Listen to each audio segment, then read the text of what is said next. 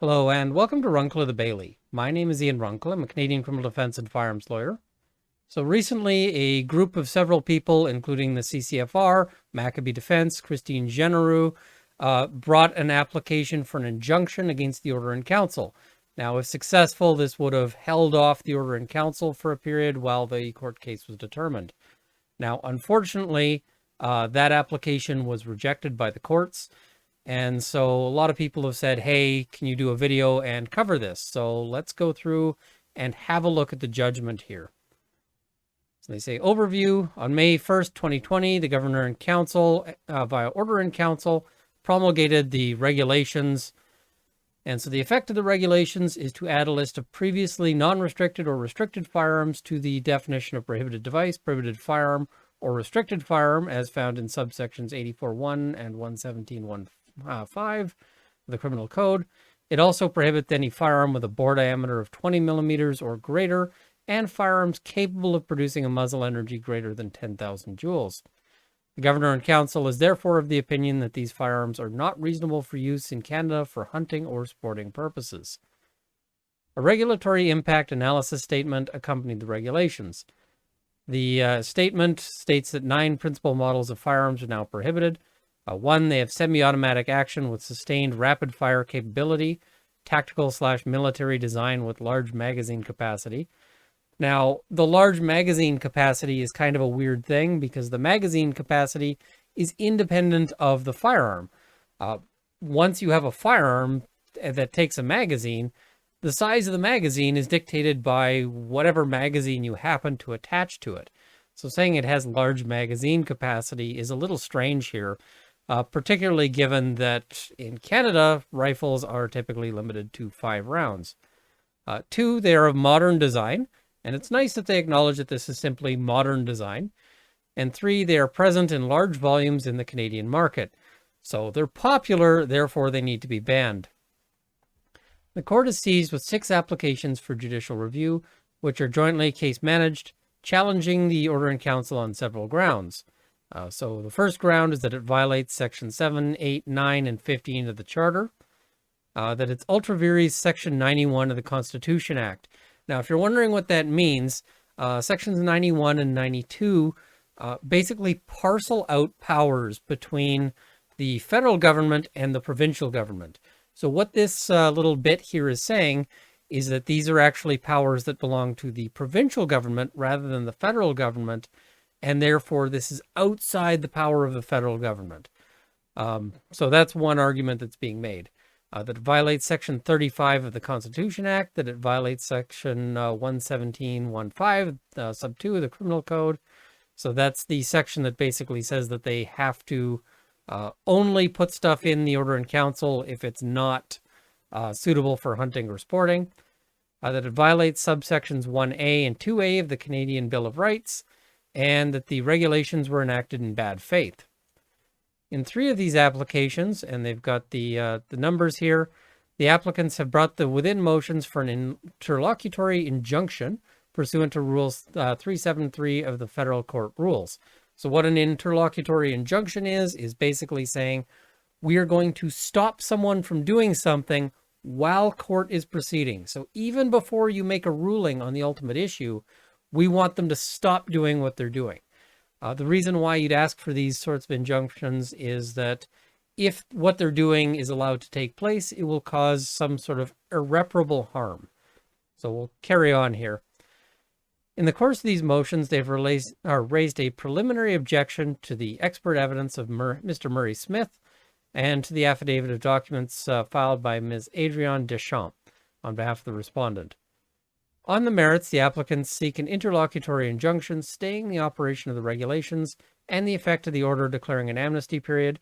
The amnesty order temporarily allows owners to possess and store the specified firearms and devices in accordance with the legislation, deliver the firearms for destruction or disposal, and deliver the firearms to their owners. So the deliver the firearms to the owners is, for example, if you have if you'd sent your gun off to a gunsmith to get fixed, and then this order in council comes in, you can go get your gun back. That's allowed under the amnesty. It does not allow for the usage of the specified firearm except for hunt, hunting in the exercise of a Section 35 right under the Constitution Act 1982, or in order to sustain oneself or one's family before obtaining a non-prohibited firearm. The amnesty period ends on April 30th, 2022. Again, mark your calendars because you're going to want to have that date written down. They additionally seek injunctions to prohibit the RCMP from designating firearms as restricted or prohibited in the firearm reference table. The FRT is a database maintained by the Specialized Firearm Support Services within the Canadian Firearms Program of the RCMP. It provides a technical assessment on whether firearms constitute restricted, non-restricted, or prohibited firearms. After the promulgation of the regulations, the FRT was updated to reflect the classification of firearms listed in the regulations and those firearms that were variants in the opinion of a technician from the Specialized Firearm Support Services. That language is really interesting because it notes that it's the opinion of a technician. So, when we start talking about what the FRT is, this decision makes it clear that the FRT is just a compilation of opinions as opposed to some sort of revealed fact that is unchallengeable. Finally, the applicants in file, and they give the number, self-represented by Ms. Generou at the hearing, also seek an injunction prohibiting the Crown from making unproven defamatory and slanderous public statements about firearms licensees as a group. Since an injunction stating the effect of the regulations would have a run-on effect on the amnesty order in the FRT, these reasons will focus mainly on the regulations. So basically they're saying that if they stay the regulations, then the effect sort of naturally hits the amnesty order in the FRT. So they're going to pay attention to the regulations because that's really where the action is here. So for the reasons set out below, I conclude that the applicants do not meet the test for the issuance of an interlocutory injunction, as they have failed to adduce clear and non-speculative evidence that they would suffer irreparable harm if the regulations remain in effect, pending a determination by this court of their applications on the merits. So essentially they're saying you didn't bring enough evidence, and that's not a surprising reason for the ruling, because it's a high bar to meet, which requires really strong evidence. Continuing on. Issues. These motions raise the following issues. So first, whether the Smith affidavit and Deschamps affidavit are admissible evidence. And second, whether the applicants have met the tripartite test for an interlocutory injunction. And the case for that is RJR McDonald. So, and that describes first whether there's a serious issue to be tried. So this is the tripartite test. Tripartite means 3 parts. Supreme Court loves 3-part tests. I don't know why, but 3-part tests are totally their jam.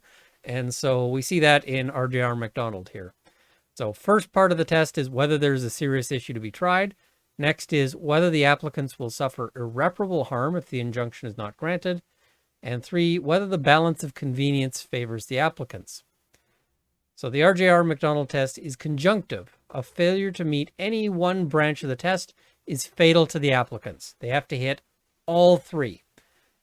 As stated above, I'm of the view that the determinative issue in these motions is whether the applicants will suffer irreparable harm without an injunction. As I am of the view that they will not, there is no need for me to address the other 2 branches of the test. This I will cover. There's something interesting about that I'll cover a little later on.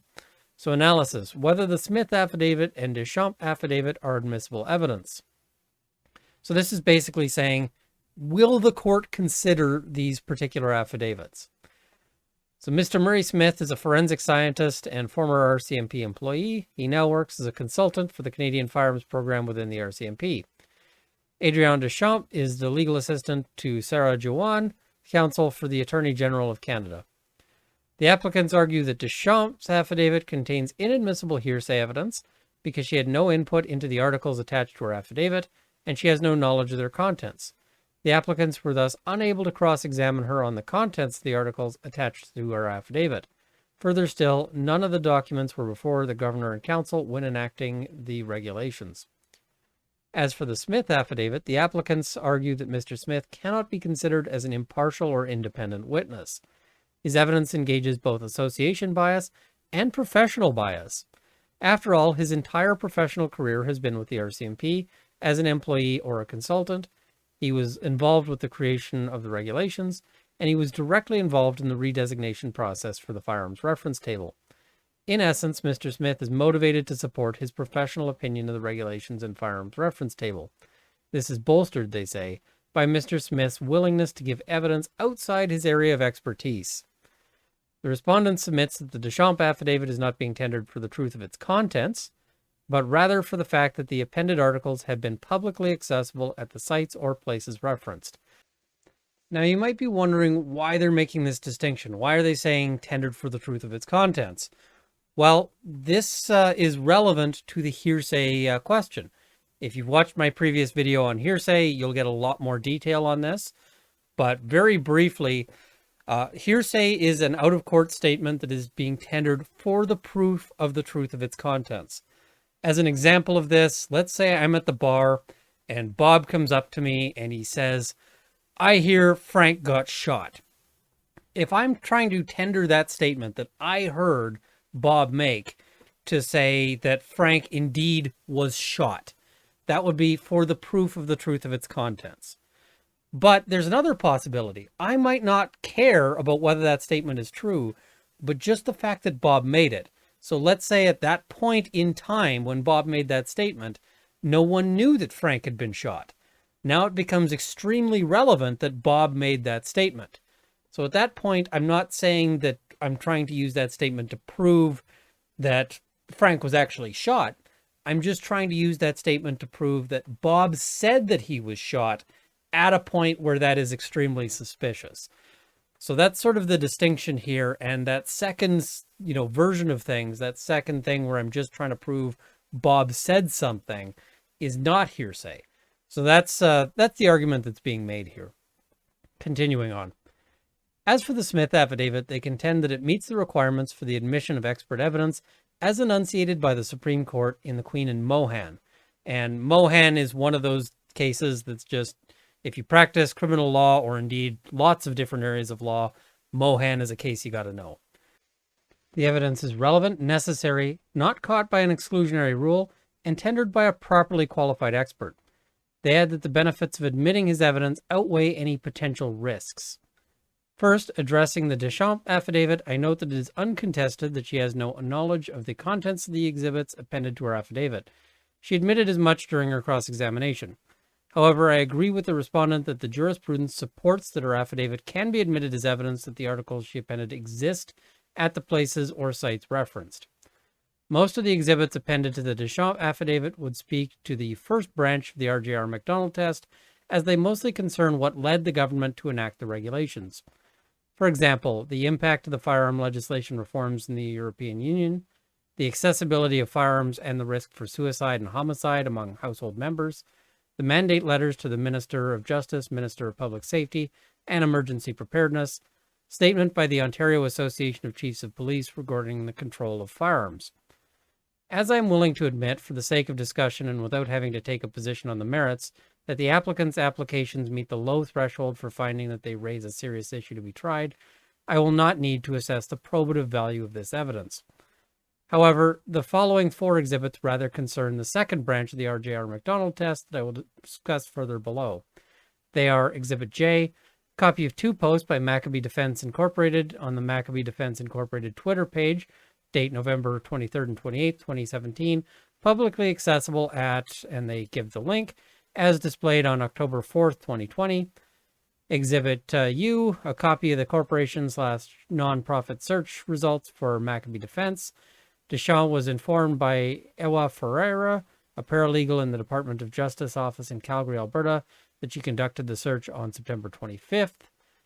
Exhibit V, a copy of the company search results for Wolverine Supplies. And Exhibit W, a copy of the webpage About Us, Maccabee Defense Incorporated, as displayed on October 4th, 2020. The evidence comes either from the two applicants or else from reliable neutral sources, and therefore I am willing to give it a high probative value. Even more so considering the fact that the applicants directly concerned with these exhibits did not specifically deny the truth of their content. So this seems a little strange to me because the respondents were saying, listen, these are not in for the proof of the truth of their contents. However, the court seems to be saying, but I'm going to look at these statements for the proof of the truth of their contents. Now, I'm not typically a civil lawyer. I don't know, I'm not super familiar with the sort of evidence standards here, but this does seem a little strange, where they're saying, listen, this is admissible because it's not hearsay, because we don't care about the contents. And instead, the court does actually seem to care about the contents and to be taking them as truthful. So that is a bit of an unusual thing, just looking at this. So I now turn to the Smith affidavit. The parties agree that expert evidence must be independent, impartial, and objective, but they disagree about whether Mr. Smith's evidence meets those criteria. The applicants have the burden to show that Mr. Smith is unwilling or unable to comply with his duty to be fair, objective, and nonpartisan. And this is a high standard here. The court is typically not super willing to reject evidence on that basis. So the respondents argue that the applicants have not met their burden. I agree. So the court agrees with the respondents, which is the government. In their arguments, the applicants rely heavily on the fact that Mr. Smith was an employee of the RCMP and is now a consultant for the RCMP's Canadian Firearms Program. However, the Supreme Court in White Burgess was clear that a mere employment relationship with a party will not generally be sufficient to render a proposed expert inadmissible. And so they go through, and this is an extensive quotation, but we'll go through it. This threshold requirement is not particularly onerous, and it will likely be quite rare that a proposed expert's evidence would be ruled inadmissible for failing to meet it. The trial judge must determine, having regard to both the particular circumstances of the proposed expert and the substance of the proposed evidence, whether the expert is able and willing to carry out his or her primary duty to the court. For example, it is the nature and extent of the interest or connection with the litigation or a party thereto which matters, not the mere fact of the interest or connection. The existence of some interest or a relationship does not automatically render the evidence of the proposed expert inadmissible. In most cases, a mere employment relationship with the party calling the evidence will be insufficient to do so. On the other hand, a direct financial interest in the outcome of the litigation will be of more concern.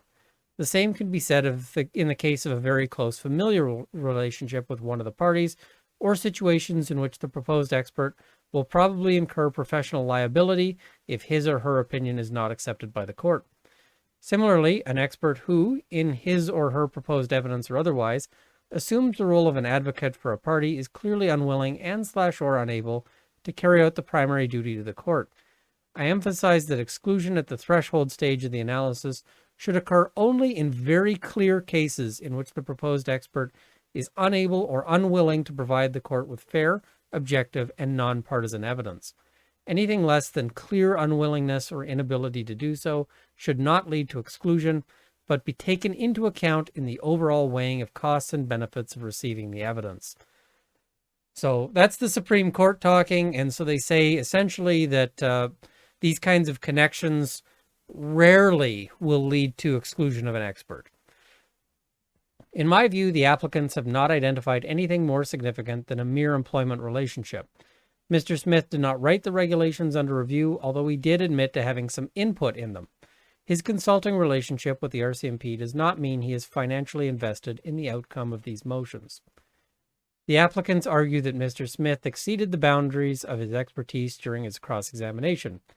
In my view, the applicant's argument is close to admitting that Mr. Smith has expertise that could assist the court on the issues before it. We actually saw this from the court during the argument, where the court was sort of saying, listen, you guys are relying a lot on Mr. Smith, but you also want to exclude him. Kind of pick a direction. That said, I don't know that this is as bad as they seem to make it seem, because it's one thing to say Mr. Smith is biased, and then still it seems that you can still say, listen, even this biased guy is making these admissions that are helpful. So I don't know that that's necessarily, like, the court seems to be saying that they've kind of undermined themselves, and I don't know that I'd go that far. So I do not think that Mr. Smith's cross-examination reveals that he was unable to give impartial evidence. He acknowledged the limits of the firearms reference table and the fact that both businesses and individual firearm owners may come to a different conclusion on the classification of firearms than that of the RCMP technicians. He acknowledged not having legal expertise and not speaking on behalf of the firearms industry. He explicitly admitted having no expertise in hunting, but rather having expertise in the operational mechanics of firearms. So essentially, because they did such a good job in cross-examining Mr. Smith, it undermines their argument that Mr. Smith was biased. All right, I mean, I can see the argument. I don't necessarily like it, but I can see where the judge is coming from here. As a result, I'm of the view that the applicant's submissions are not supported by the facts as found in Mr. Smith's cross-examination. I would finally add that all applicants relied on portions of Mr. Smith's evidence during their submission, implicitly acknowledging its relevance. Again, she's sort of saying you guys undermined your own position by using Mr. Smith. Again, I don't know that that's necessarily true. You can say, listen, this is the evidence, this is the best evidence for the respondents, and it's still bad. You can still yield that or you can still acknowledge it as biased and say, even the biased evidence hurts them. So anyway, moving on. This evidence does benefit the court, and as such, it should be admissible. This seems like a bit of a quick and dirty sort of Mohan analysis, but I don't know if that's enough to appeal on this ground. I would have liked to see a little more analysis here. They seem to be taking it as a given that Anyway, moving on. I don't really like this analysis, but I'm not sure it's bad enough that it's somewhere where you can get an appeal. I think it's just something that I disagree with as opposed to something that a higher court would necessarily go after. So whether the applicants have met the tripartite test for an interlocutory injunction or whether the applicants will suffer irreparable harm if the injunction is not granted. I should note that the Mr. Smith portion of this doesn't end up mattering at all, really, or almost none, for the actual issue on which the court rejects the injunction. So Mr. Smith is going to be barely mentioned during this part. So a party seeking an interlocutory injunction must demonstrate with clear and non-speculative evidence that without the intervention of the court, it will suffer irreparable harm between now and the time that an underlying application for judicial review is finally disposed of. Irreparable harm generally means that harm that cannot be cured through damages. So what is damages? Damages is money. The court has a limited set of remedies that they can give you. And the usual one that they can give you is money. So they try to solve all sorts of problems by giving you money. If you break your leg, there's certain damages that, or rather, let's say somebody comes up to you and hits you with a sledgehammer and breaks your leg. They're clearly at fault because they just ran up to you for no reason, sledgehammered your leg. And so, you're going to have damages that are easily put a number to, in the sense of, I was unable to go to work for 2 weeks. Here's what my salary would have been for those 2 weeks. I didn't get that money. I want that money back. The court's great at doing that. But there's also going to be damages that are not necessarily sort of easily sort of quantified. But the court is still going to figure out a way to give you money for those because they can't really give you anything else. So you might say, listen, I was on track to be an Olympic sprinter. And now because this guy came up and smashed my leg, or maybe a figure skater, we'll just go with maybe not current news, but, I was going to be involved in this sport. And now because my leg is injured, I can't. And so the court will say, well, we can't, give you back your sporting career, but we can put a dollar amount attached to that.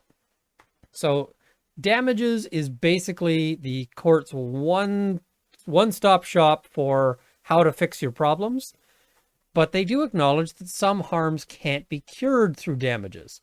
So that's why they say, that's one of the things that is part of the test for an injunction. So for their arguments on irreparable harm, the applicants refer to the many affidavits before this court from individuals speaking to their personal experiences with firearm ownership. Many individual affiants recount the ways in which the regulations have personally affected them by prohibiting firearms they formerly used. Such impacts include business decline, infringement of Aboriginal rights, loss of a valued pastime such as sport shooting or hunting, loss of skill building opportunities, psychological turmoil associated with the perspective, the possibility of criminal sanction, loss of sustenance hunting, and finally, the loss of a so-called gun culture. I will address each category of alleged harm separately. So 1, financial loss. When determining whether the harm experienced by an applicant is irreparable, a court must consider its nature rather than its magnitude. Harm is said to be irreparable when it is either unquantifiable in damages or when the moving party will be practically unable or unlikely to collect damages from the respondent. So what does that mean? Unquantifiable in damages means it's really hard to put a number to it, because if you can't put a number to it, then it becomes really hard to get that money back. Or unlikely to collect damages from the respondent. Let's say, as an example, you've got a homeless guy who keeps coming onto your property and causing damage, and you want an injunction to keep that person from doing what they're doing. Because the person is homeless, the notion that you'd be able to go and sue them for the money later is kind of a non-starter. They don't have the money. So that would be a situation where they might say that the harm is irreparable, because notwithstanding the fact that the court could easily put a number to it, you're not going to be able to get whatever that number is back from that person. So at the onset of these applications, there were 3 corporate applicants, Maccabee Defense, Wolverine Supplies, and Magnum Machine Limited. The latter has since filed a notice of discontinuation and issued an action seeking compensatory damages for loss of goodwill and inventory, which is another file before this court. So they're out of the running on this particular injunction application. In order to meet the second branch of the test, only harm suffered by the moving party will be considered. The court will therefore not consider the expert evidence adduced by the applicants in that file regarding the impact of the regulations on the Canadian economy as a whole, nor will it consider the affidavit evidence of Mr. Rick Timmons, a corporate representative and founder of Magnum Machine Limited, which is indicated above, is no longer a moving party. So, Canadian economy writ large, irrelevant because they're not the parties. The party isn't Canadian economy as a whole, it's just these specific people. And because Magnum Machine dropped out, the impact on Magnum Machine is no longer relevant here either. Mr. Wyatt Signer testified on behalf of Maccabee, but also to his own investment in time, energy, and money in designing Maccabee's SLR Multi, a non-restricted safety-focused firearm to appeal to beginner hunters and sport shooters. The entire business is connected to this specific model. Maccabee had to discontinue its sales of the SLR Multi in the face of the firearm reference table redesignation due to potential criminal liability. Maccabee and Mr. Singer add that they have no confidence that any new firearm they design and manufacture from scratch will not suffer the same arbitrary fate as the SLR Multi. So one of the things they asked for is that the RCMP stop designating new firearms on the firearms reference table.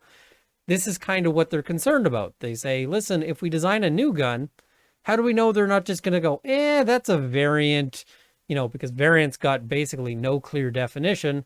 And, then they're screwed because they've spent huge amounts of money on that design and manufacture, and, it gets rebanned. Wolverine currently possesses over $477,000 in inventory that is now prohibited by the regulations and the firearm reference table redesignation. That's a lot of scratch. I don't have $477,000. So, ouch. This inventory cannot be sold in Canada, and there's no mechanism for Wolverine to dispose of it, whether through export, grandfathering, or buyback.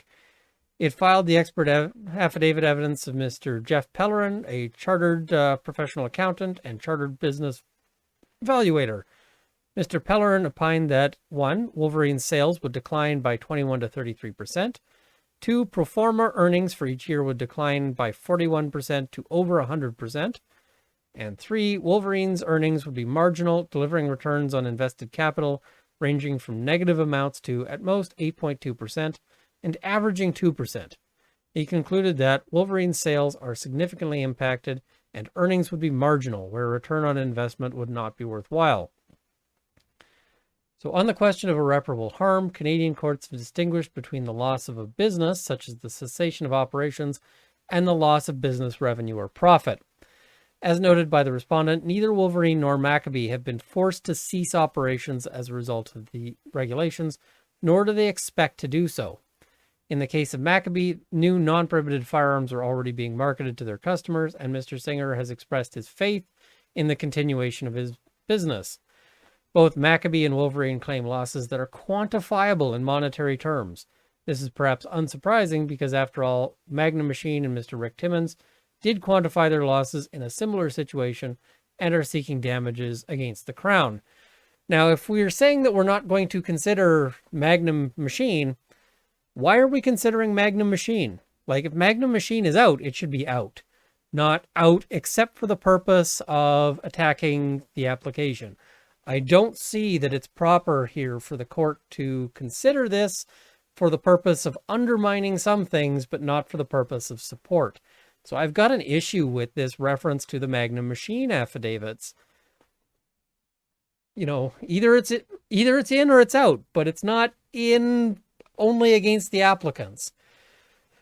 Frustrating. I'd have a scotch, but my stomach issues are still kind of acting up and acting up more so lately, so maybe dialing it back on that. Anyway, so what they're saying here is basically it might have been an irreparable harm if these guys had go out of business, but they're not going out of business. So when I was sort of live tweeting, many of you were sort of looking at the live tweeting as I was watching this. I noted that this was what I thought was the strongest of the Crown's arguments. And, you know, sure enough, that's what's coming up in the decision. Both corporate applicants provided little direct evidence of the actual financial impact of the regulations since May 1st, 2020. In addition, Wolverine's expert admitted during cross-examination that his opinion assumed any decline could not be avoided by an increase in sales of non-prohibited firearms. He also admitted that if Wolverine was to sell non-prohibited firearms to customers who previously owned prohibited firearms, and therefore who are impacted by the regulations, Wolverine's sales would either not decline or decline significantly less than what he had anticipated. That's a bad admission from the expert. I mean, the expert's got to tell the truth, right? But that's still that's a bad admission. Now, this assumption that Wolverine is to sell non-prohibited firearms is maybe a little speculative. However, the burden is very harsh on the applicants here. So this possibility that they could make up the money is one that's sort of held against them. The applicants had the burden to convince the court that without its intervention, irreparable harm will occur, not only that it would likely occur. So will occur as in it absolutely will happen. I agree with the respondent that neither Maccabee nor Wolverine have provided evidence at a convincing level of particularity to demonstrate a real probability that unavoidable irreparable harm will occur. So essentially this is saying the evidence was just not good enough. The applicants specifically refer to the statement as a quasi-admission that the impugned legislation will work irreparable harm. The court views it as the opposite, since the government announced its intention to create a buyback program to provide compensation to firearm owners for the impact of the new prohibitions. Of course, the government announcing its intention to do something doesn't mean they're actually going to do it. Government promises tend to be worth very little in my experience.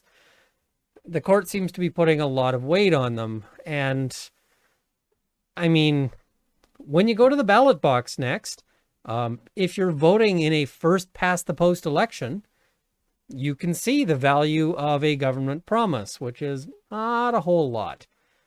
So the court puts a lot of weight on this, and I kind of wonder if that's really the way I'd go.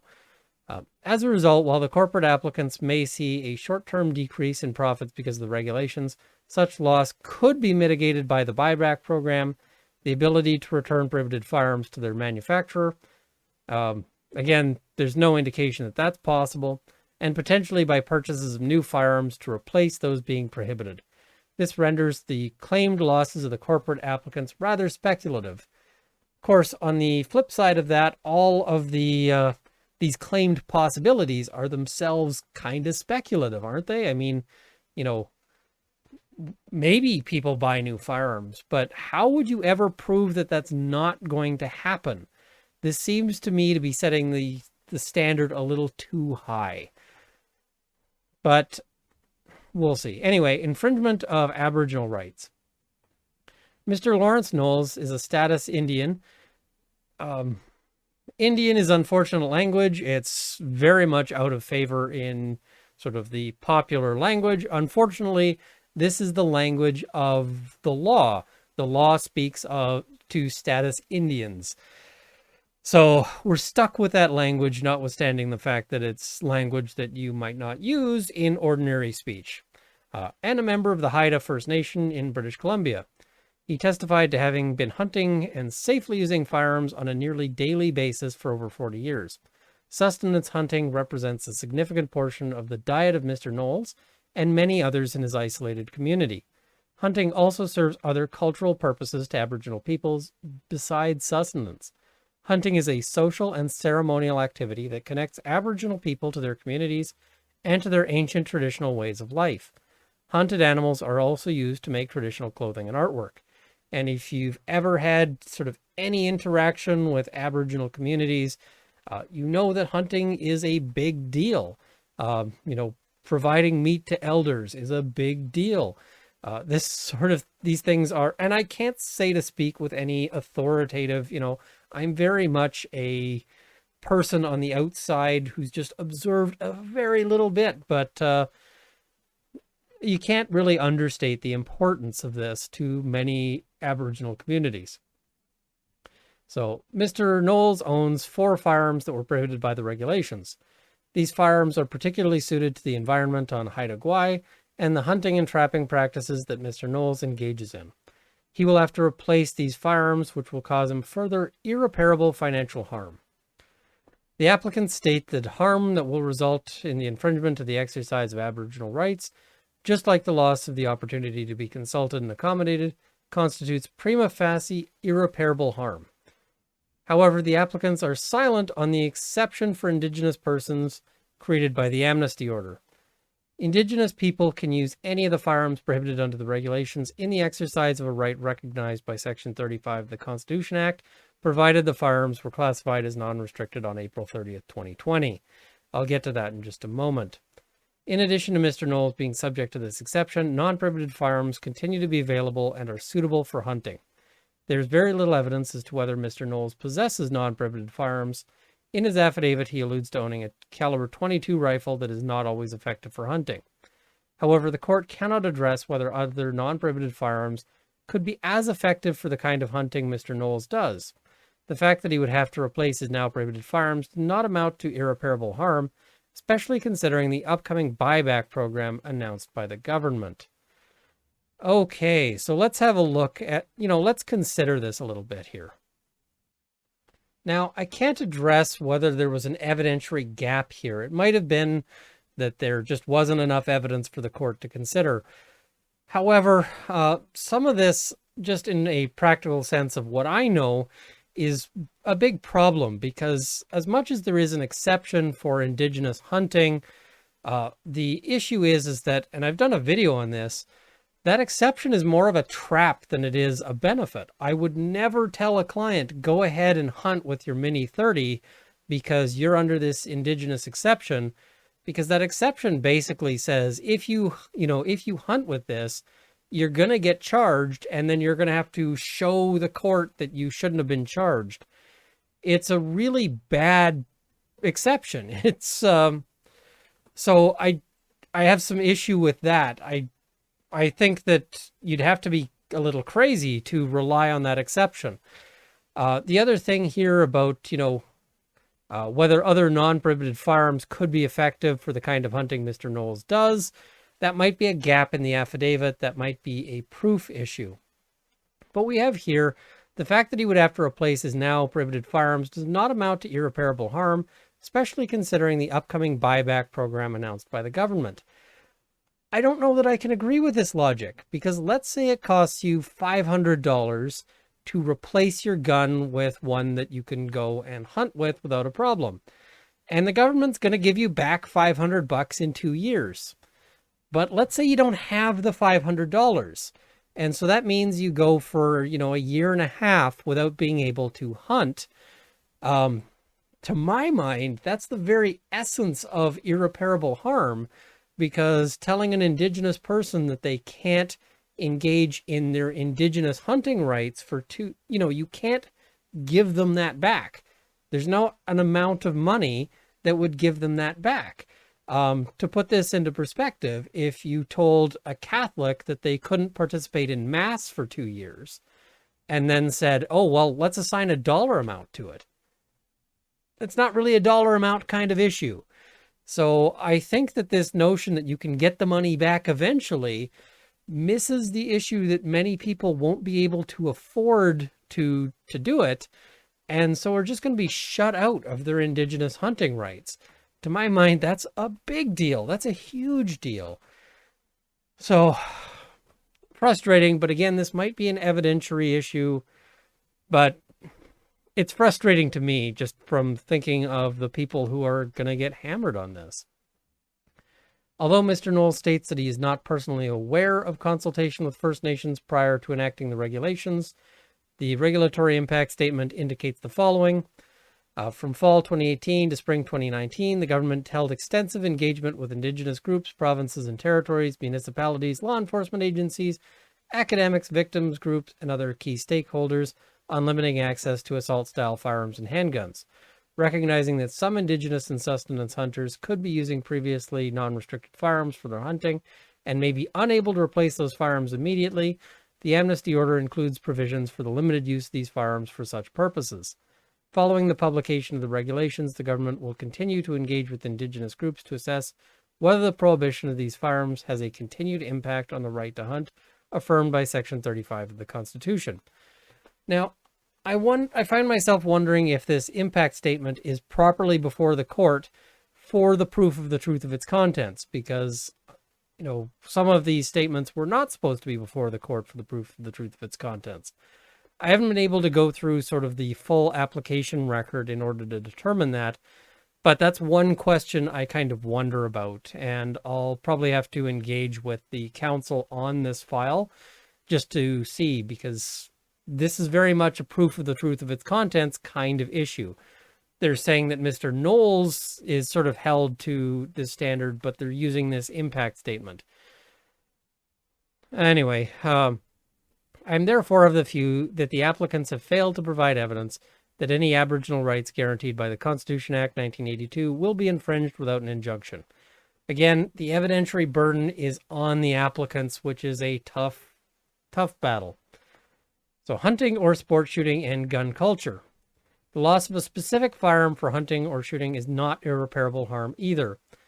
Other firearms exist, and in fact, Canadians wishing to engage in these activities can choose from a large range of non-restricted firearms that may reasonably be used for that purpose.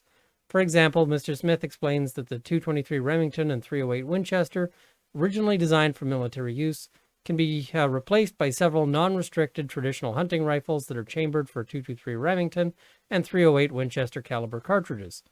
The same can be said for those affiants with medical conditions that influence their preferred firearm.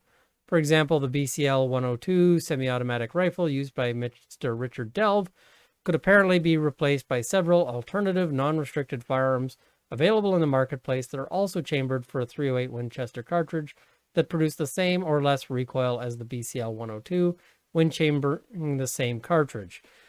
Now, if you're telling a disabled person that they've got to replace their firearm, that's an extensive expense on that disabled person.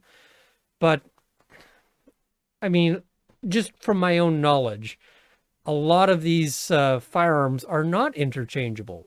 3-gun in Canada is on the ropes because, the firearms that are used for that have been greatly restricted. So, and they've basically said, listen, we're going to keep banning stuff. So this notion that it's not, that you can just use another gun, I have some issues with that. But again, we may have an issue with what evidence was before the court, because the applicant has the tough burden of proof on this.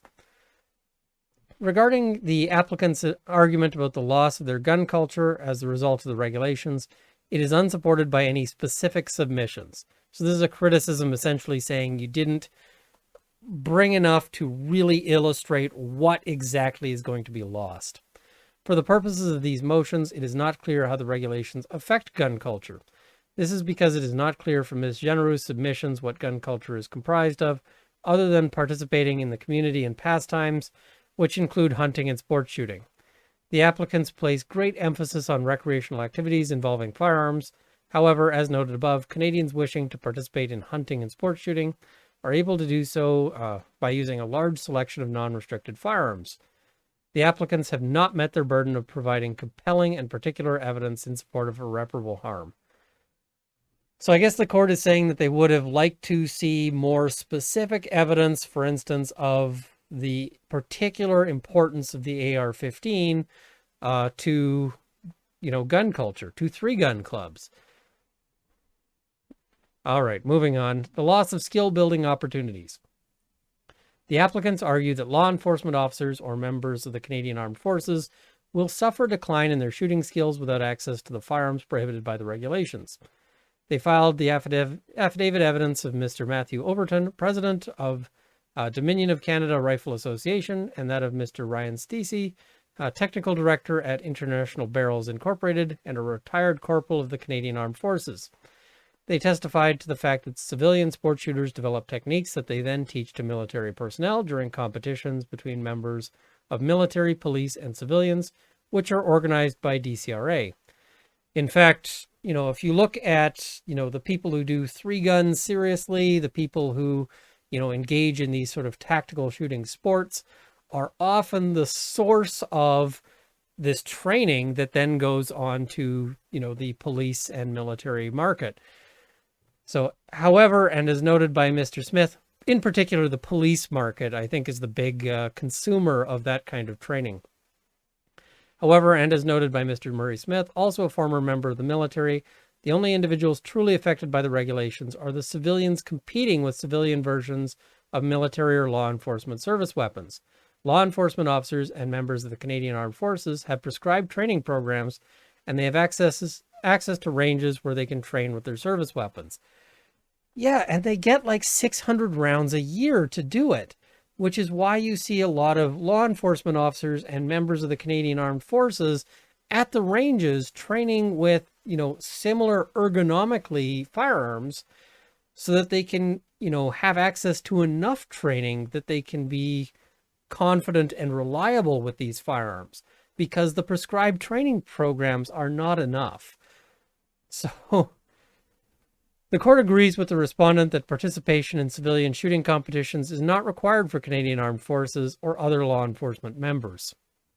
There is no compelling evidence that the shooting skills of Canadian Armed Forces members or law enforcement officers will decline as a result of the regulations. We've actually seen articles written by law enforcement officers talking about the direct impact that this will have on law enforcement officers. There's an article that I'm thinking of. I'll try to find it so I can link it in the description, where the police essentially noted, listen, we rely on training outside of our training time in order to stay effective. So again, the court may be saying that they don't have the evidence before them, but it's kind of disappointing because I think this is actually a really big deal. So conclusion, having found that the applicants have failed to meet the second branch of the RJR McDonald test, it follows that their motions for interlocutory injunction must be dismissed. So they only looked at the one section, or the one branch. And that's kind of interesting because it means that if this decision is appealed and, the appeal finds that there's an error in this, the appeals court's basically going to have to send this back for reconsideration to look at the other tests, because there's 3 parts to that test, all of which have to be considered. So, yeah, that's, it'll mean that an appeal, if it goes, if that's the direction they choose to take, will be a long and expensive process. So the court orders that the applicant's motions for interlocutory injunction are dismissed, and costs on these motions are granted to the respondent, which means that the applicants are going to have to pay money to cover the costs of fighting this issue. That's the usual rule in Canada. Costs follow, costs usually go to the winner, and the respondents are the winner here.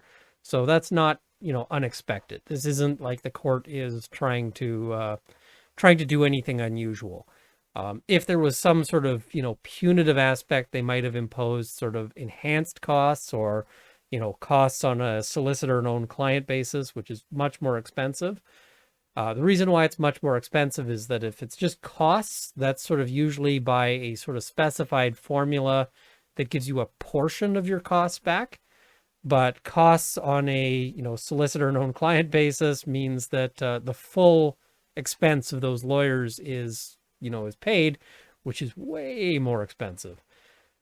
So the court's not saying that, that the applicants did anything improper here. That's not why costs are being imposed. It's simply because the other side won.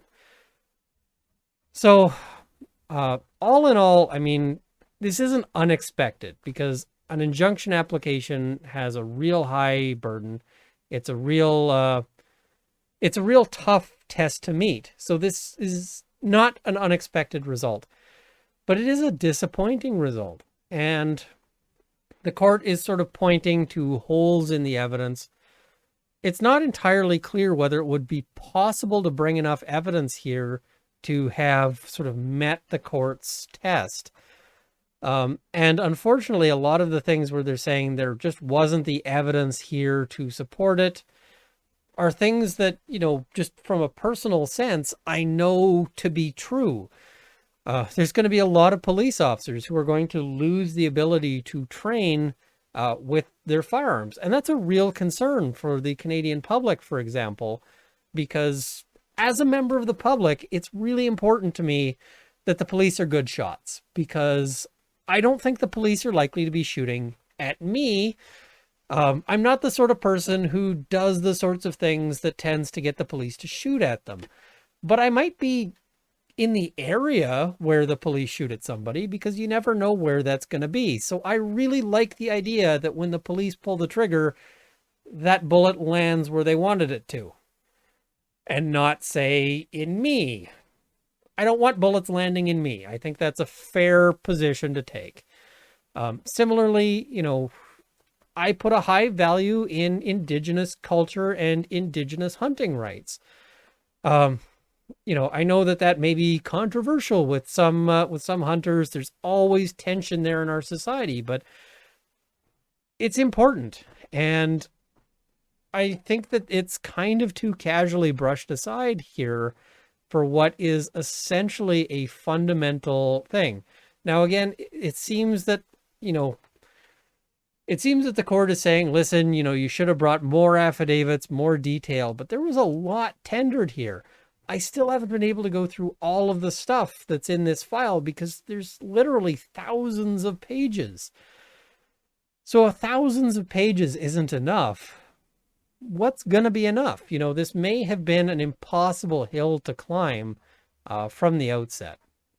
And I think fundamentally speaking, a court is just going to be reluctant to impose an injunction in this particular scenario.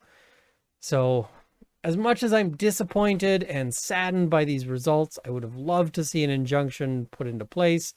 I would have loved to see even a partial injunction put into place. That's not what we see here. And I really don't want to, I'm not here to criticize the council on this at all, because they put in a hell of a good job. I watched their arguments. I was really impressed. I mean, they came out swinging. They gave it a good fight. And I mean, I think they did the best that it was possible to do. Unfortunately, it was just too far for the court. So, and I'm not saying that the judge, I want to be real clear here. I'm not saying the judge is biased.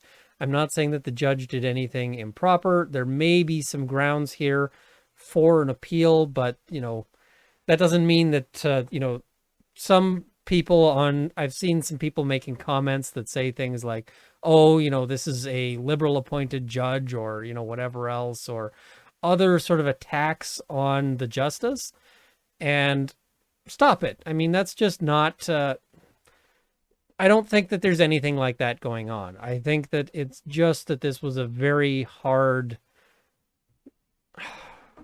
it was a big challenge for the people involved. So anyway, I guess that's my take on that. Please let me know. I mean, there's so much involved in this. It's very hard to cover everything. So I'm sure I've missed things that you may have questions about. Drop them in the comments below. I will try to either answer them in the comments below or maybe do a follow-up video to just say, hey, here's a Q&A. Here's some stuff I missed. Let's talk about it. So thank you for watching. I hope that this has been helpful. Please like this video. Please share it with your friends. There's a lot of people who have had a lot of questions about this.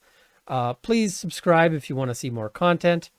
I also want to thank my Patreon supporters at the $50 level: Demo, Sir Daniel Wicks of Alberta, Canada's National Firearms Association, North Central Process Service, Kyle Martin. At the $20 level, Cameron Johnson, Dale Nesbitt, and Andrew Elsich. And a large number of you at the $10 level. I'm going to leave that for the crawl here because I'm kind of feeling a little, I've been talking for a long time here and I kind of feel like I need to to sleep or at least lay down. So once again, thank you for watching. I hope this has armed you with knowledge. This is a disappointing result for a lot of us. I mean, I would have loved to hear the court say, hey, you can take your AR-15 to the range. I know there would have been a lineup at the range of people, you know, people there enjoying shooting their lawfully owned firearms, and unfortunately, that's not what we see today. So I am disappointed, but I'm not super surprised. Thank you for watching. I hope this has armed you with knowledge, and see you next time. Wish I had better news for you. Bye.